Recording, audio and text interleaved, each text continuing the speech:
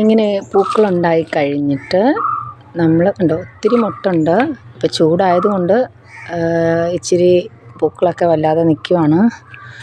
ഇങ്ങനെ പൂക്കളുണ്ടായി കഴിഞ്ഞതിന് ശേഷം നമ്മളത് ഈ തണ്ടിൻ്റെ പൂക്കൾ കഴിഞ്ഞതിൻ്റെ ഈ തണ്ടിൻ്റെ ഈ ഭാഗം വെച്ച് കട്ട് ചെയ്ത് വിടണം. കണ്ടോ, ഇതിപ്പോൾ ഒത്തിരി പൂക്കളുണ്ടായിരുന്നു, അത് കട്ട് ചെയ്ത് വിട്ടതാണ്. ഞാൻ കട്ട് ചെയ്ത് വിട്ട് കഴിയുമ്പോൾ എന്താണെന്ന് വെച്ചാൽ അതേപോലെ പുതിയ പുതിയ കിളിപ്പുകളിങ്ങനെ വന്നുകൊണ്ടിരിക്കും. അവിടെ തന്നെ പുതിയ മൊട്ടുകളും വരും. ഇതിനകത്തൊക്കെ മൊട്ട് വന്ന് തുടങ്ങിയിട്ടുണ്ട്. ഇതിനകത്തൊക്കെ എല്ലാത്തിലും മൊട്ടുണ്ടാവും. പൂക്കൾ നിറയെ നിൽക്കുമ്പോൾ ഞാൻ നിങ്ങൾക്ക് കാണിച്ചു തരാം.